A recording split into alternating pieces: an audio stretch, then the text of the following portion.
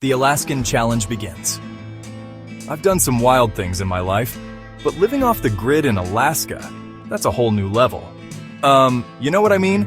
It's crazy, but I'm about to spend a week in the Alaskan wilderness, completely cut off from civilization. No phones, no internet, just me against nature. And let me tell you, I'm both excited and terrified. This is gonna be insane. So check this out. The first thing that hits you in Alaska is the weather. It's brutal, man. One minute you're sweating, the next you're freezing your butt off. I mean, we're talking temperature swings from 86 degrees Fahrenheit to minus 40 degrees Fahrenheit. That's insane. And the wind? It's like, it's trying to knock you over every second.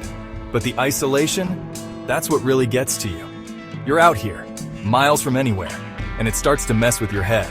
No people, no cars, no nothing. Just you in the wilderness. It's beautiful, but it's also kind of terrifying. You start talking to yourself, you know? And the nights, man. They're long, they're dark, and they're quiet, like eerily quiet. Now let's talk about the real challenge, staying alive. Finding food and water out here isn't like running to the grocery store. You gotta work for every meal.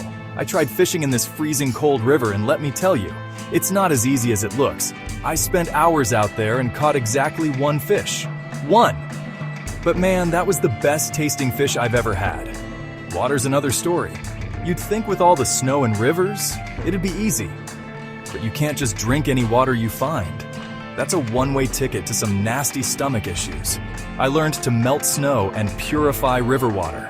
So, after a week in the Alaskan wilderness, what did I learn? It's tough, it's beautiful, and it's absolutely life-changing. You discover things about yourself you never knew. Like I never thought I could start a fire in the rain, but here we are. Would I do it again? Ask me after a hot shower and a good meal. This was Steve signing off from the wild. Peace out, guys!